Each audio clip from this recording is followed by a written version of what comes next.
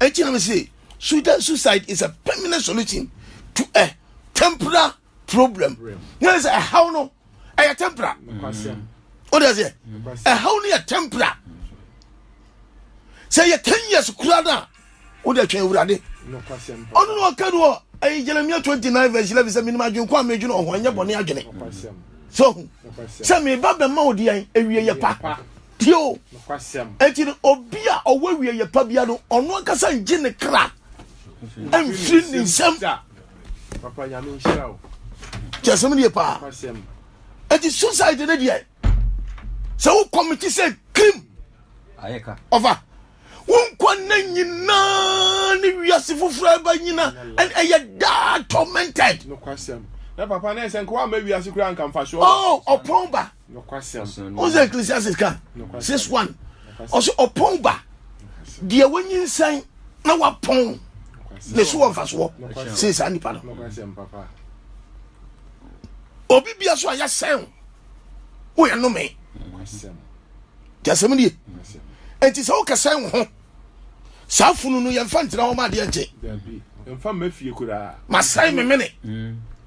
Ya de ma bodua mu. Jasem ni yo. Kwasem. No me. Also Galatians chapter 3 number 13 to 14. Obi say Jesus Christ eh. O ka se mi o se say. Galatians chapter 3 verse Fekosi 14 ma me twan. 14. O se say. Okay, o se all the Christo ye abusudie ma. Jesus ni yo. Kristo ye buside. E ma ye. Oni wa de go tie di Kristo ye busudie no. So wanye san ka menu mienu ka Abraham sira no. Bi nso ye. Ka amma ye so.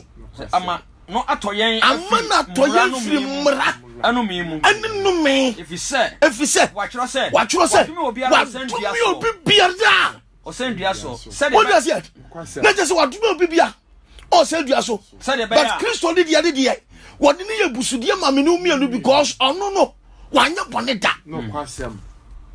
Jasem ni pa o. Yesu Kristo anya bone da. But wo problem ni dia. O se be kwa koduma duawu. Brother, so wonuma duawu say krim. O rebe ho. Enya anu yie no. O say aya na duro baby omo ye presidential pardon. And as amnesty. So, near all prison no aya sentence no. Osi oni dida so bia. One day na presidential pardon aya den. Atode so. There's hope for you. No kwasem papa. Oh how biela over wonam mu. Say ya bo. Say ya kan ho asam. Say ya tan wo fie. Sa warye mu. Wo tete anuma duro nku. Anu ye wo ho. What does it? Aya tempera. No kwasem. Aya problem aya tempera. Ebetwam akọ. Ebetwam akọ. Enka ho. Na so won say wanya sa. Na so wo se me de atete. Jasabiri. No kwasem. Na se me de konuma duro wu a. Me na me ka che o say enkwaje bie ni ho ma when you die. Kwasem. There's a judgment day for you. Onu say enkatasia bi esole wo boasia. About 10 years ago, less than 10 years. Ubeko biya yiso YouTube no. Na omo de omo nakedness. Sebio manimu a. Omo mba ne omo memma na omo da. Aba bontin.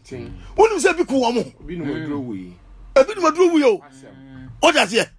Womo a omo yi wo bani. Tim yesa no. Me de bi no maduro wu. Aba. Ayabode na maye. Ebeko. Eje betwam. Ena wote. Dabi ayera. O da se. Uhunu kura wure fi no. Uhunu kura wure fi no. Won kai no. No kwasem. Eje omie na nisa no. De tie bia no mimi nkume ho. Kwasem. Wona wo mu ku wo mu ho no. Omo ji atamu wo. Kwasem. E bia na ne wo nku no ho na obesakra. Kwasem. No ba be ye nyame dia. Ne wo nya nkwaje. Amen. Eje o se Kristo no. Ode na ye busudi amana to ye firi no me. Wa kiro se wa dumi obi a o send dia. Owie no se obi biara o sign no ho wadua so no. Wa dumi no. Said ya be na Abraham shira be. Owie no se said ya be ya na je se Yesu Kristo no. Wode ni send dia so no. Wode ni abusudi e. Nanso ayamenu mienu body ntira. Ejo no nya no me. Anya honhom boshe no. Owie no se yanam gidie so. Anya honhom boshe. Anya honhom dia. Boshe no. Ani na Deuteronomy or the fire 21 number 22 to 24 o ka se mi o se sandi pano so o se dia so a o ye no me no kwasem won ka sa woji won kwafuru nsam Adolf Hitler onum cyanide eno di wu ye wanyankwa what does it yes say Saddam Hussein or no say ni pam pimpimo wonu say Saddam yes sentence no o peja ne secretary judge de say kabeya nkomo ni tuo say no me no o pese no me ne pale o pese no me ne ye dey e pale no yes me no and I judge say what do you mean o de open na me pa na ono say ni pa bebre o and o ma ye no me kode that am wo mu and I also yabebeku and o peja o secretary judge de say o sentence no e dead e wodia and ye e ka o ma ye mawtuo na wu and I just say no me sound it is all kind video na awon mi ana ti ni hwehwe no and obi bia so a wa sound ho be bia wa sound ho no e no me no kwasem ehu it is a solution and I say problem be ba e twa se wunya botre kwasem because that problem no ya tro de say miziri fu amuhu omo na no anya da mu bohu omo dia ebiem ke kan no say nti o say na se obi ye bone a na okunu na se obi ye bone a tenio obi ye bone Kristo so anya bone kwasem o da say ti ase wo ho pa enti agenti na wo solution there is hope for you your future wo solution wo say yesu se mi na madwene kura megin wo ho na pese wo do baduro wo me wu na sa na makoda di wana ka kire who told you and then can people be ku wo mo no makoda di se sa na tia ba se wa wo je wo kra wo nkofiri wo nsam a me na me ka jo say e ka wa mawia se kura ka ye brother wo tie me sister wo tie me and I hope you will not be able to say there is hope and in the soul of hope at the mouth. No kwasem. Etiba nya hu obone. Ya be ko no obi anu meduro DDT no wu. Obi asenu no wu. Obi kwa do to be the second one ho. No aye dai no wu. What does it? Obi so de to be the suminya chechele de hwene. No wu. Ni nyina no wo ji wo kra firi wo nsem no nkwa firi wo nsem no. Me na me ka to say forever and ever. No me account. Num yakam brother wo tie me sister wo tie me ko o say obi ya bone a ese kum na okunu no sen dua bi so a edi sen dua bi so a ni funu no entena dua no so ni funu no entena dua no so da anadwo na sie no won sie no da na ra na de obesen no pon anome sie no won sie no da na ra what does it na de oya dan obesen no ye Yakobon no me de wo ma sign no oye Yakobon no me oye no me wanwu wasase a wasase urade edi amaw na wanwu fi so di fia kan sase na je se wuwu ba bia ye sign wo so wo sign wo adan ya wo sign wo na ni so obi adem bi eni se wo dem jasem ni yo adi we hu e very dangerous a when you say ye kan New Testament and Old Testament we yo ni nyina ya bako o se obi bia la ye sign na sanua no so anan say one kasa committee suicide no ni funu no mama ni ntire dua so no nsie no da no a anajo brother e dubre bia na wo hawo wa maninya wo hawo no kodanda na wo su Ewurade da bai a wo se da bia edu no de no mama nduro mama nu maduro me wu a na maye den asa obua wo ensan nada wo aya nada ensan da kwasem papa wo afi no kwa kwaji asotwe efi say Ewurade Yesu Kristo say obi bi obaji ono kasa ni krefri ni nsemu no o wasotwe no onim kwaje suicide is a permanent solution to a temporary problem. Wo problem there wo so no any 3 years 4 years brother may catch us a temporary betwemako ebetwom he eduru bla bia hu obekasa wo haw no o haw no tese de wo pa ware ana wo pa djuma na wo ko agiye wonya be 2 years ye mfa de bia wo ko afi kokura ye hwe wonim one day wo say afre wo phone so amen wo say ei me pa na minim se de benya dju adwuma ni bia yada me pa na minim se e ka djuma bia ka be pede ka beja enti wo se si wa no wo so tis ei ewiase ehu o ende se ka bi kume hu a ka djuma we en ka jade benya brother wo tie me sister wo tie me ene me pese be tufo na how bia wonam mu bia ye won krofo bi o wa ye hu won oboase a na won nakedness da so nipa bebre hu won ebi mu awuwu omo numadura wu ebi mu ku won ho na won mu nya abotena tena sika se maye bone kura na me jai me wurade ewurade be sirawo anhwa me fonso enemy ndi no ende wada so ti ase ebi kura bia ya sofo ebi bia ya sofo mame ebi bia sekra over wonim dia kina ba wo eti Ecclesiastes chapter 7 verse 14 no to 20 o say dapamu nyakomapa na dabonimu so nyankopon ye woni say nyankopon ye amen o da say no kwasem e say dapamu no e wo so nyakomapa na daboni bi so be ba woni say e yo nyame na ye ka ho no kwasem eti say nyame ye daboni ne ka ho a enu nkire say daboni no to wado bi ewurade ade ba ko me bia me de tuatie fofo ene nsole mafo say ade ba ko ni se wo ka bia firi wado say ewurade ma bre afide ma bre toto ade me so ade na me so na me bre say ade bla be fa me ko mususam me ka bi da o da say ewurade ade na wa ma me bre sa ewurade ade na ye so na wo bre sa what is a 1 Peter chapter 5 verse 10 ka o se adum nyina Nyankopon de obeda nyinam Kristo mu no ono beja mu hu na mane kakransa na mane na chiri no obesiesie pe obemu wasie tim efiso ono na tumi ne dian ahoden wo ne dada amen and that's one sign what does it let us say there is hope and that's so et Ecclesiastes se da pamu na bukoma pa na bodaboni muso dian dwene se onyankopon aye so aka ho onyankopon aye weso aka ho ye na onipa ma onipa ehunu na chiri bibiara ehunu de nyina ehudi namu otiri ni bi ho oyida ni tiri ni mu na boni fo bi so ha oyere boni mu enya wo ni tiri ni bebre enya nyasafo bebre tiaso adanti na wo ba be se wo ho ma boni fo no so o say emma body for some no so also na nya kwasia adanti na obebu ubre mu awu adanti na obebu ubre mu ayesa wo so mu ayesa wo so mu ye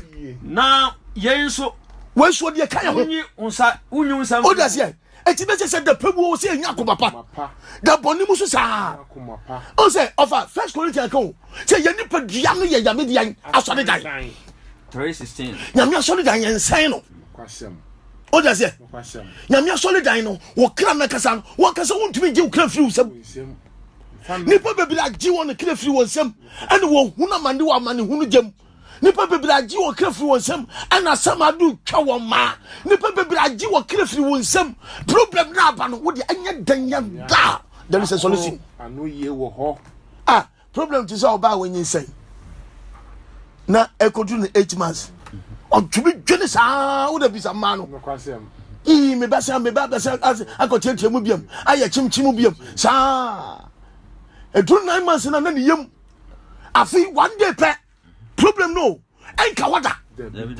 da kuru pe obo se chim afi na obo se osere na ndije aba sa na chiye amen enti se how bi ba na samanie bi ba enturu mi kan kase mi an kase bi fa solution na maje mi nkra firi misem me je mi kwa firi misem ewrade wo ba fa ko me papa mfo sama fuoi me ma me sama fuoi bla be fa mi o bla be fa na mi bro de bi o ebususam ka no kwasem o se ade nyina mu no ya fa ndase ye dan enti 1 Corinthians chapter 3 16 17 no okay o se munim se mo Yankopon so dan o ye no se munim se mo ye Yankopon so dan na Yankopon hom timu Yankopon hom timu so bi se Yankopon so dan se obi sai Yankopon cherio na just say asole dan na wo sai no apostle say wo yi adwoba bo firi ho no ko wo ku ho no aye sai no wa sai Yankopon asole dan bi se Yankopon so dan e ju hwa se ka wo hwa scripture no ko ejida ne wa sai no ho wo fie baby o sai no kura no asase no sai no eye no me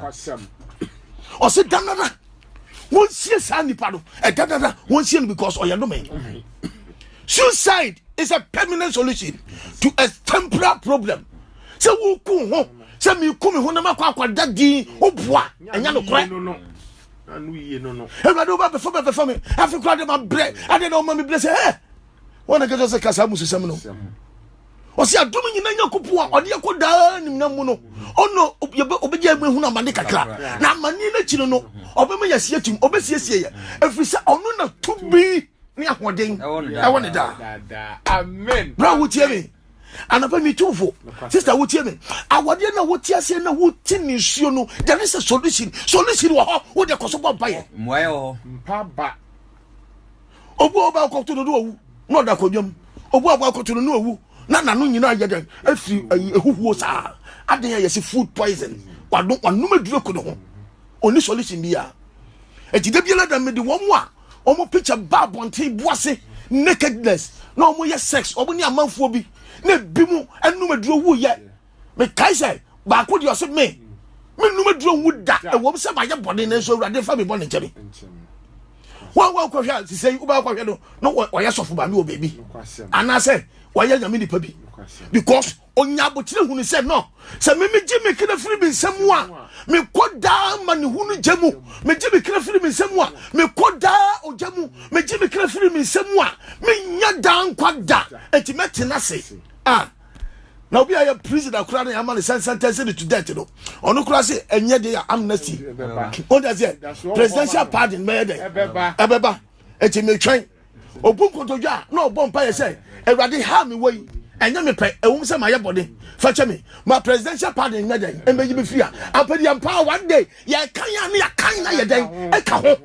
amen sister brother aha uni amane bia wonam wasase wesu bia no etwase ohunu se twase ba kwasem yes shishaka ho otose da pamu ni yakoma pa kwasem na da bonimu so ondame na aye oye no simuni musamu ni padua ya solidan kekan Yakopon ho timumu Yakopon ho timumu so Yakopon so dan so Yakopon so no Yakopon be say no Yakopon so dan ho efi so Yakopon so dan ho ti ane muada and Jeremiah chapter 20 verse 14 to 18 o ka say no me ni da o me e wo mu no e ti wo say ya wo akoda nye e no me won yo be say oh we die akoda bia be wonu bia no wansu a na nurse ni na kasa so de nan no body nan say pew Joe, first you feeling mami yam no. First hour, first minute no.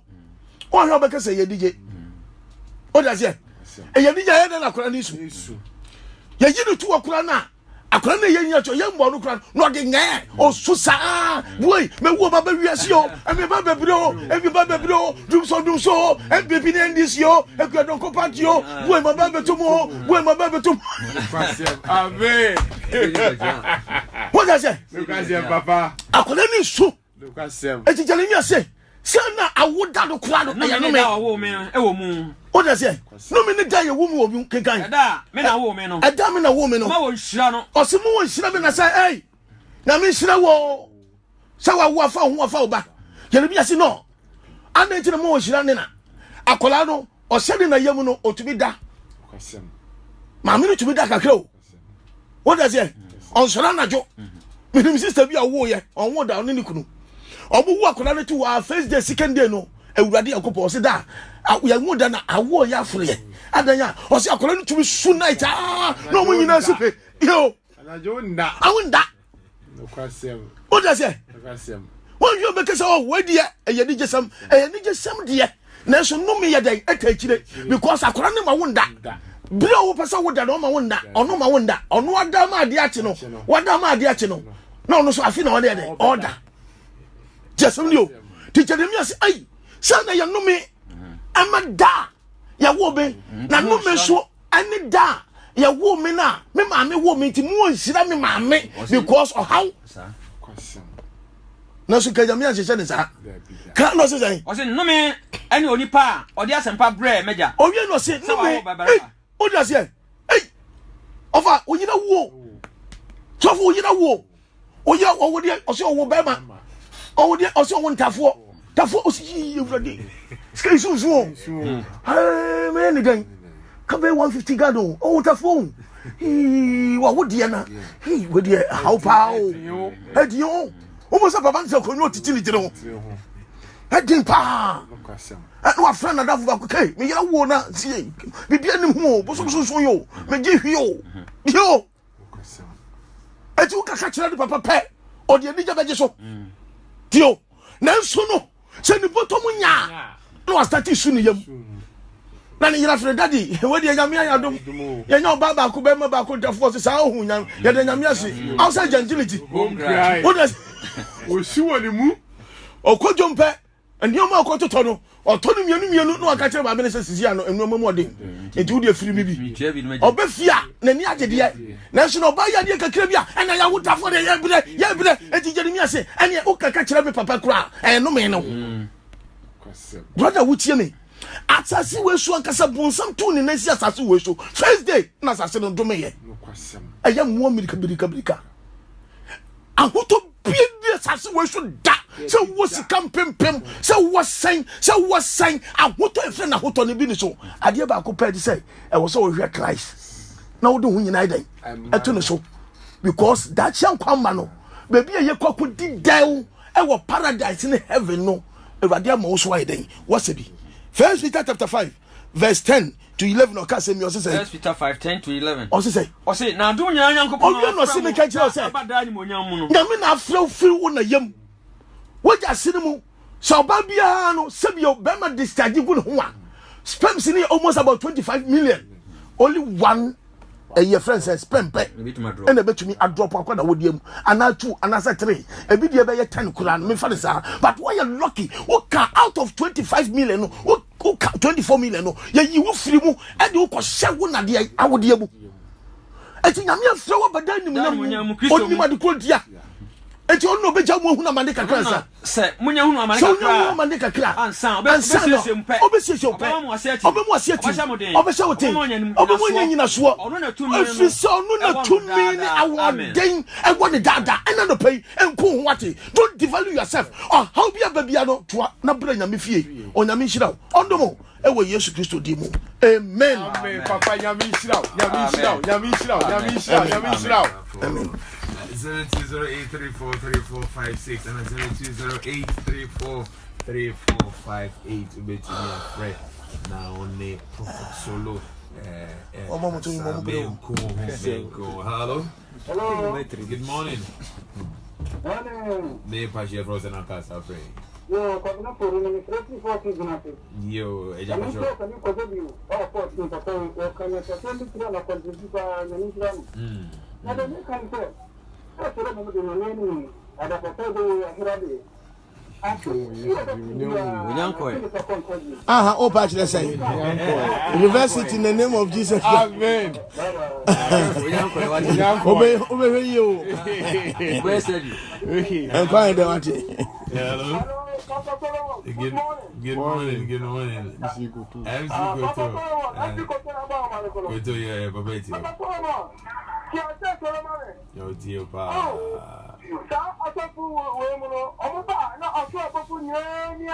oh let me go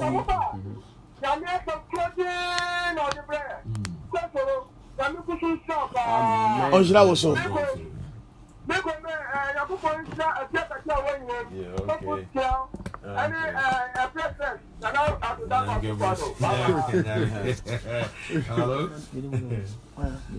okay, 0208343456 and 0208343458 to be to me about no free hello. Okay. Now coupon sure all right, okay. Hello. Good morning. Hello. Good morning. But Jeff Frost and Uncles are free. Me by Jeff Frost and Uncles are free. Oh. Okay. All right, let's go to this. Hello. Hello, Pastor Mamsu Maukra. Da anope metia one mami nyina obado meki. Amen. Anope nyame shirao. Mate jadia bana nodi.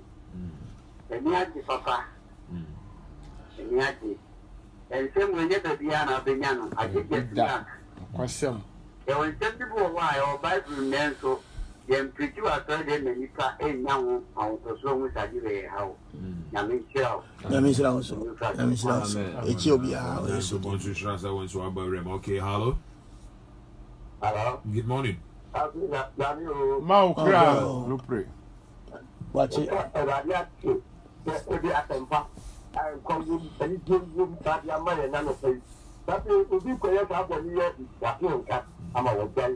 Amen.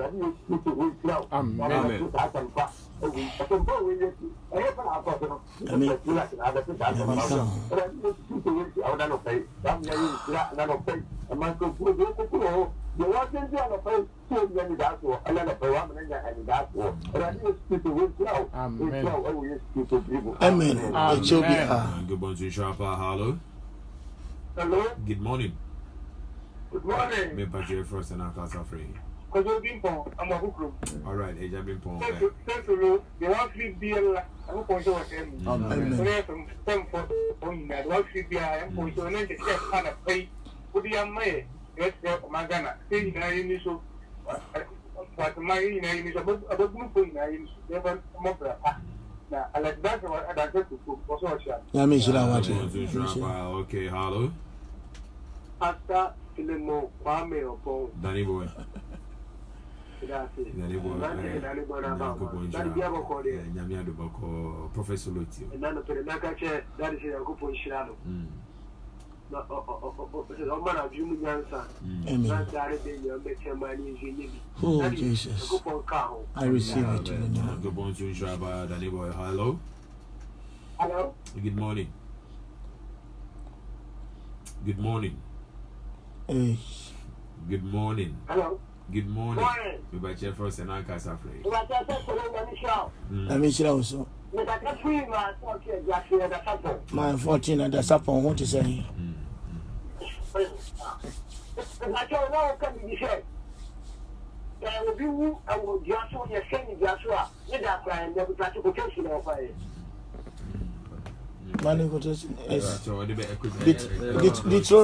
Deuteronomy chapter. I say, Sassa, I no me assassin baby, woo, yellow. Deuteronomy chapter 21, verse 22 to 23. Can't hold you why. And yes, I am demo permanent. What does he? That's right. Jesus, what the jure. Ah, what the pity died Musa for 14 days. Because I know me, at the spot, and why near no me. It in Oka, so we flew now, Oka with them. I know me, Bible Naka. That's right. Wonderful. Okay. I've got a show. All right. Okay. That was when you were going to. If you are to be Damusa. Okay. Hello. I know me, pa. Hello. Hello. Hello. Good afternoon. Hello. Hey, good morning. Good morning. The Bachelor Force and Akasa Free. I just come and take you. That's your question. All right. I just see into it. Sisu 21, 20, 22.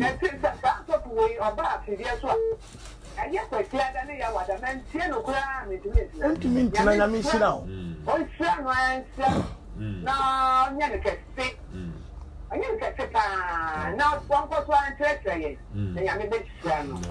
I just sit out, yes, I mean, sit down. Okay, all right. Okay. Quotation here, Deuteronomy chapter 21, verse 22 to 23. 21. Deuteronomy. What's in my tossing?